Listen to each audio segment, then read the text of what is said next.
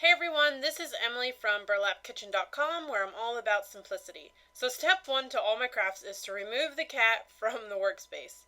So now that he's out of the way, we can begin to craft. I'm going to be making a cute little pumpkin frame using a leftover braid from a previous craft, a picture frame that I painted farmhouse style, a piece of cardboard, and a piece of cardstock or scrapbook paper.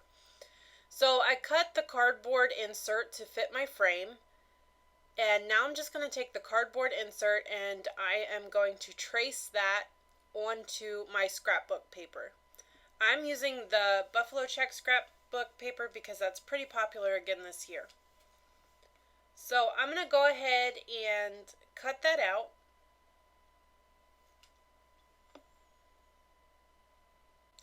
Now that we got that cut out, we can begin to Mod Podge the scrapbook paper onto the cardboard insert. So to do that, I just put a pretty thick layer of Mod Podge onto my cardboard and spread it out with a paintbrush.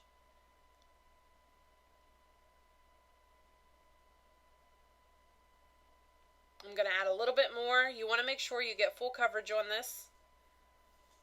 That looks pretty good to me. So now I'm going to take my scrapbook paper and I am going to try my best to evenly line it up onto the cardboard and smooth out any bumps as I flatten it down there with my hand. And I did kind of press it down with my hand pretty good just to make sure it sticks and I get all those wrinkles out. Now I'm going to put the Buffalo Check insert underneath the frame and I'm going to try my best to even this up and hold it super tight as I flip it over to put a staple in it to secure it into place. Now you could use your hot glue gun for this if you want. I just found it easier to use my staple gun. Plus sometimes when you use the hot glue gun it seeps onto the front of the picture and I didn't want that to happen. Okay, now that I got everything secured in place, I'm going to take that braided rope that I used from a previous project.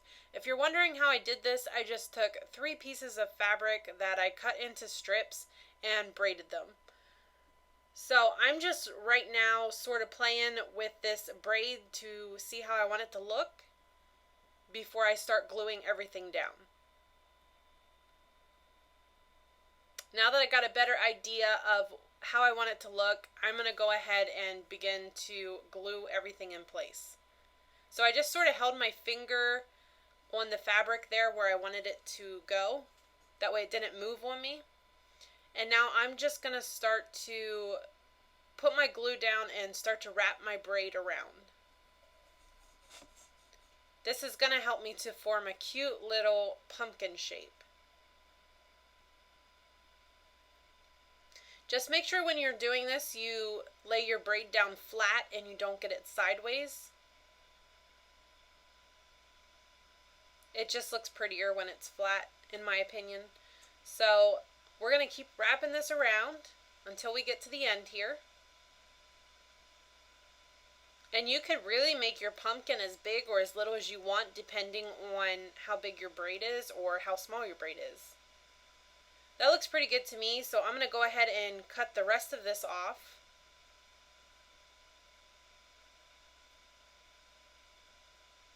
And now I'm just going to go ahead and glue that end piece down.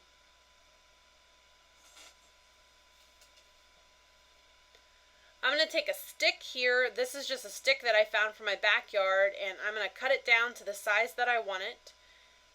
And now I'm going to take a few floral wire, I'm not sure what you call them. These are the ones that are already pre-cut. I'm just going to roll them around a pencil just to give that cute little curly Q look. And then I'm going to fold them around my stick. I actually thought I was going to need 2 of these, but it turns out I only needed 1. So I wrapped it around my stick and then I just hot glued my stick right onto my pumpkin. Now what I'm going to do is I'm going to take my stamps, and I have this little tag. I don't even know where I got it. I just found it in with my craft supplies. I'm just going to, and it looks like actually that I coffee dyed it too. So I'm just going to take my stamps and stamp the word fall right on there. Just like that. Now I'm going to take some raffia, and I am just going to form a really cute little simple bow.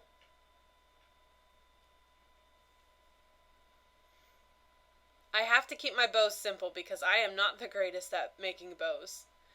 Now I'm just going to wind this little fall tag right onto the curly Q, just to sort of get it here where I want it.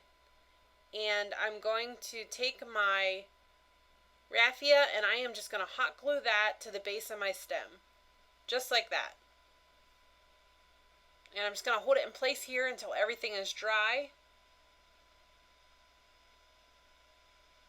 And I'm going to trim down my raffia. Now I'm going to add a little bit of Spanish moss. I feel like I just love Spanish moss, so I have to add it to everything. I feel like Spanish moss and raffia together just scream fall. So of course I had to add it to this project. I'm going to add a little bit more here up the sides of the pumpkin. And now I'm just going to trim it up just to get it looking the way that I want it to look. And now I'm just really going to just play around with it, get my raffia to look the way that I want, do some trimming where it's needed. And that is pretty much it, guys. I did want to show you really quickly the one that I had made on the live using a little bit of a different, more antique-y material. Right there it is. So that is it, guys. I really hope that you guys enjoyed this DIY. For more great ideas just like this one, please visit burlapkitchen.com. Thank you.